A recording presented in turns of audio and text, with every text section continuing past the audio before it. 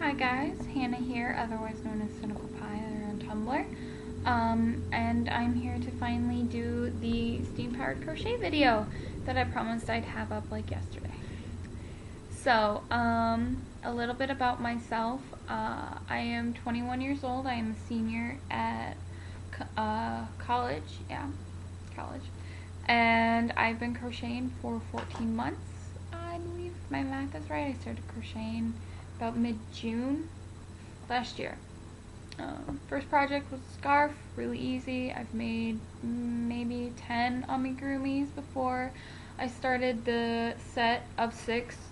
Yeah, so I'm just gonna hop right into it. Okay, so for yarn, I did a medium weight, size number 4. If you look at your little labels on your skeins of yarn, you'll have a little skein icon with a number in the center, and that's your size. This is actually my basket of Steam Powered Crochet yarn. You can't see, but there's a whole nother layer under that. All in all, I used 12 colors in the amigurumis. Yep. And okay, for hooks, I have a set of these wonderful ones, the Boy brand hooks. I like them better than the other ones. I forget what they're called, but their hook shape is weird on top. Okay, so when you're doing amigurumis, your skeins of yarn have a recommended hook size, and the one for the yarn I use is a J hook, but actually you want to go smaller. So I ended up using an H hook to do the amigurumis because you want your stitches smaller. And then when I did when I did hair, you're gonna have to deal with me just messing up things a lot in this video. I used a F hook, and as you can see, it's even smaller than that one. And my computer hates it when I show you things. It's just gonna freak out that balance all over. Okay. So, and then once you have your yarn, your hooks, and you're making stuff, you're going to want your stuffing. Now, I use polyester fiber fill. It's the cheap stuff you can find at Walmart and Hobby Lobby and stuff. They make other kinds of stuffing, but I haven't used it, mainly because I'm really poor. And I just get the cheap stuff. What I use for most of the amigurumis is the Create a Craft polyester fiber fill, and I honestly have no idea if they make this anymore. This was just a bag of fiber fill I found at my house, and I love the stuffing. I was really sad when I ran out of it partway through Steve. And so I went out and I bought the Walmart brand polyfiber fill, and I do not like it. It's not as solid as the Create a Craft kind, and it takes a weird amount to stuff things. It takes less, but it fills up more space. It's awful. I don't like it.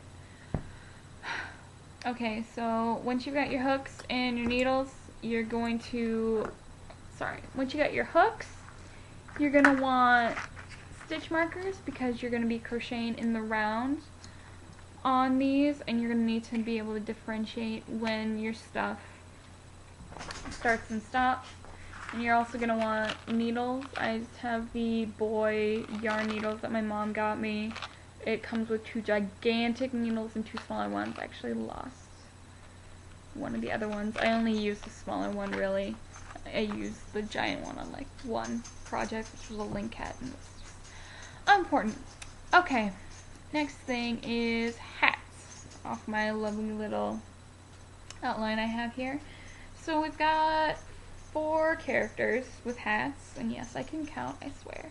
So the first one is the spine, and the spine's hat is actually the hardest one to do, mainly because it's a fedora, and fedoras don't follow a round base shape.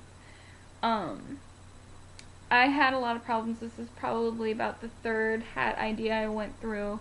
Finally had to talk to my mom about it. What I ended up doing was making the basic circle, and then when I went to expand down, I expanded all the way around for a while, and then started only expanding in the front, and then ended up putting a stitch in at the top to kind of give it a point, which you're not going to be able to see because my camera is low quality.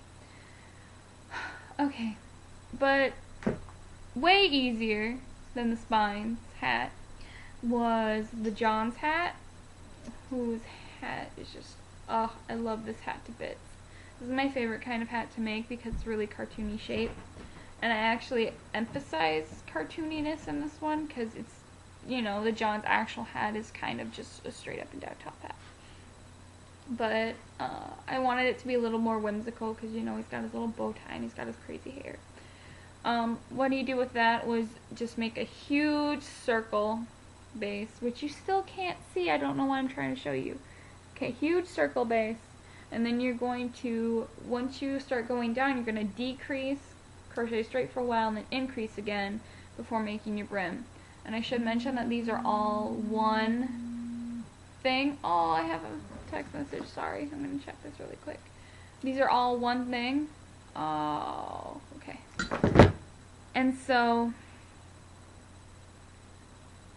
like, I didn't make the brim and then, like, sew it on to the base or anything. It's really easy to figure out hat construction once you just sit there and stare at them for a while, and once you figure out how to make a crochet in the spiral. I would actually give you guys patterns for the hats if I had them, because one, I can't find patterns for crocheted hats anywhere, like little itty bitty ones, like toy hats that aren't, you know, stocking hats or like hats with tassels. They don't have ones for like top hats or fedoras or bowlers or whatever the hell you call rabbit's hat. But I don't make a pattern for those. I just kind of crochet, and then whatever kind of looks good I just kind of keep going with. Rabbit's hat's really easy. His hat was crocheted once, only decreased once going down, then crocheted straight down again. His hat, I actually added little things to curl up on the sides after I finished the hat, simply because his hat does that weird dip thing, and I felt like it was a cute little detail. Other people might not notice, but I know it's there. So Sam's hat is, to be quite honest, just a head. I just started crocheting the pattern that I have for my heads, and I just kind of kept crocheting straight down until it looked kind of proportional to his head, and then I just added a brim on. And his hat is probably my favorite, besides John's. His is my second favorite. Okay, so once you're done with your hats, you got your hair. Actually, with the rooted hair on John, I put the hat on the head. I sewed it on first, simply so I could hide the top layer of hair, like the little knots in it.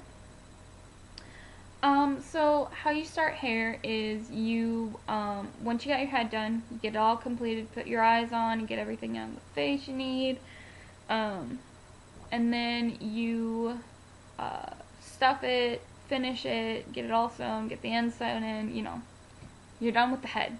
So you start crocheting another head in the color of your yarn, and this is what's going to turn into what I call your hair cap or your wig cap.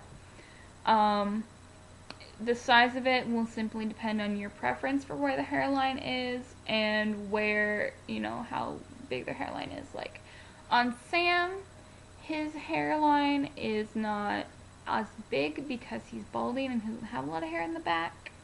Probably able to see it the best on Michael. He has what I call the full hair cap, and it goes pretty much all the way around his head. Kind of hits where a normal hairline would, I guess. It's kind of hard to tell what's normal on these because they're super deformed. Yeah. So you make your hair cap, you get it to the size you want, and then you sew that on. And then you start adding hair in. Okay. So once you get your hair, how you do hair is you're going to cut out a bunch of pieces of string. What I do is I actually take my crochet hook case and I zip it up, I get it all fastened, and then I just start wrapping yarn around it, all the way around it, and then once I get a decent amount, I cut one of the ends of the yarn to make a bunch of these pieces. With Michael's hair, I actually cut him twice. I cut at either side of the wrapping so I could have smaller pieces, because he didn't need to have super long pieces for his hair, because I knew I was going to cut it down anyways. Okay, so you got your hair, and now what you're going to do, and I gotta minimize my little outline here so I can see what I'm doing. Okay, so you get your hair how you want it. Okay. And then you see these little lines where you've crocheted, these are your rows. You're going to go in your rows. So you're going to go into one of your stitches, and you're going to find, you're going to come out on the other side. See? Like that. Once you got that, you're going to take your yarn, make sure you got your ends semi-even, and then you're just going to hook it over and pull it through your little ridge. Then you're going to take your ends and pull them through the loop and pull it tight. And that's how you put hair on. And that's one strand. Okay? It's really easy. I'm sure there are better tutorials for it online. There's tutorials for stitching hair on, and I might actually make a crochet like little master post and show you guys how, like, where I find all my little tips and tricks. Okay, and then you do that forever, pretty much, depending on what amigurumi you're making. With longer hair, I found that you need to do less of it because it hides more. The John's hair is only 3 rows of hair, simply because I didn't need to add any more. Michael's has a lot more. What I recommend is making yarn longer than what your size is going to be when you're finished with your amigurumi, because it's a lot easier to take away yarn than it is to add it on. Okay, so I hope that was informative. Alright, oh yeah, dreadlocks. Okay, for dreadlocks, what you're gonna do, or what I did, there are a whole bunch of different ways you can make dreadlocks. There's like a yarn wrapping method, there's like, I don't know, making kind of a friendship bracelet type thing with yarn. What I did was I made a bunch of little tubes. These are 6 stitches around tubes, and I just made a bunch of them and sewed them to his head. And yeah, that's about it. That's the secret for these dreadlocks. It's easier to make larger stuff around than it is to make smaller stuff, because originally I was going to do only 4 stitches around, and that was awful, and I could not figure out my stitches were, and it was bad. Okay, so oops, I gotta put those back. I'm actually right now I'm making tags to put on the amigurumis for when I ship them off. So yeah, fun little thing happening over here at Casa de Crochet. Alrighty, so my body and embroidery. This is another question I got. How do I put things together and not have my stitches showing? Sorry. Oh, and I'm playing with my hair, and I do this a lot, I'm sorry. What I do is I sew things on with the yarn color of the piece I'm sewing on. So, for example, Sam's mustache, because Sam's mustache is sewn on. He's the only one I think with stuff sewn on his face, because Steve's mustache is just embroidered on, like the stuff on the robots' faces, and Sam's sideburns were also stitched on. So his was sewn on, and I just used the same color as the mustache to sew it in, and also black yarn, and is really forgiving with showing stitches, as in it's really hard to tell where your stitches are at. And also yarn has a lot of give to it, so like you can sew something, you want to try and sew your pieces as close together as possible, and then you want to pull it super tight because the yarn can take it. I mean, don't obviously pull tight enough with like the force of the Hulk to like snap your yarn in half, but pull it tight enough so that everything is really, really, really close together, because I promise you that it'll be okay. Yeah, I don't know if this was also referring to how I made it so that the stitches don't show on the color changes on the yarn, but that's not like sewing stuff on, that's just simply switching colors mid crochet. And that's how I did like his little cuffs, which I think are just adorable, and the gloves on these guys. With embroidery, make sure that you're embroidering when your stuff isn't stuffed. What I do is I stuff things to get it kind of stretched out to the shape I want it, and then I take all that stuffing out and embroider. Pretty much everything on the amigurumis is a chain stitch, and there are tutorials for that online as well. A couple things are satin stitched on, like, as I believe it's the word for it is a satin stitch. Like Sam's sideburns, and the spine's tie, and rabbit's nose. Yeah. Okay.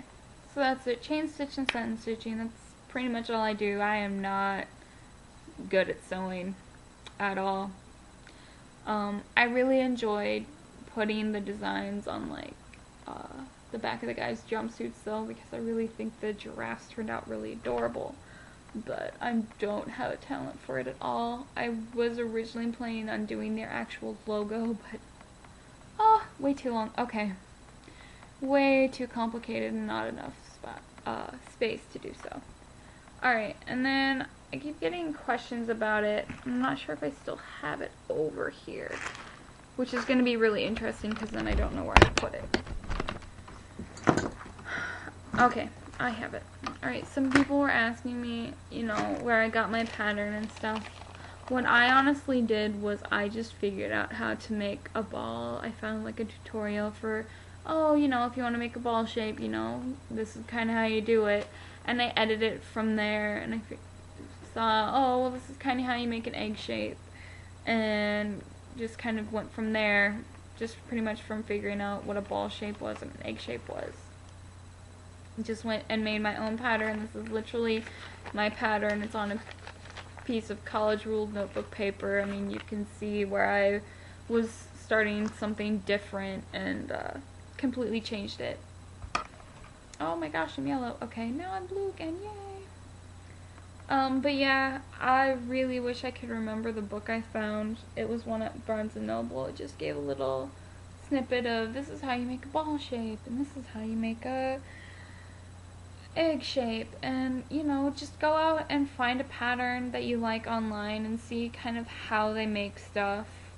And, you know, just be like, oh, okay, I'll keep that in mind for the future. I'm not saying go out and just copy their pattern. You know, just figure out how they did what they wanted to, and if you like it, kind of figure out how to do it on your own.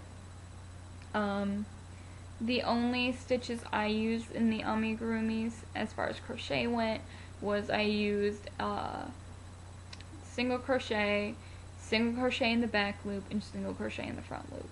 That's it. 3 stitches, 3 ways of doing a single crochet, and that's all I did.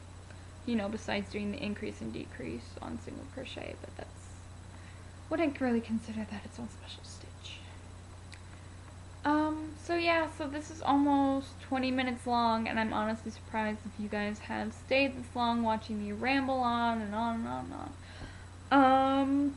so for a bonus, I'm just gonna show you everybody because I'm super proud of them. And I'm really excited to send them to San Diego. Because, yes, I'm not sure if anyone else has picked that up online. Oh, my dryer just went off. But these guys, I'm giving to the band. And I really hope they enjoy them. And I'm kind of nervous to send them off because I've never done something like this before. But, yeah, so they're made with love. I recommend if you want your own Steam Powered Giraffe amigurumi, go out, find a yarn that you like in the colors you want, and just start crocheting. If you have any questions, like really pressing questions, go ahead and just message me. But, yeah, you know, just have fun with it and crochet and just start crocheting. Yeah, so I hope you enjoyed this video and it was somewhat informing. And I'm gonna sit here and I'm gonna hold the John while I say goodbye because he's my favorite. So, bye, and I hope that you have a wonderful day, and I'm really surprised you've watched all 21 minutes of this. Oh my gosh, what am I doing? Okay.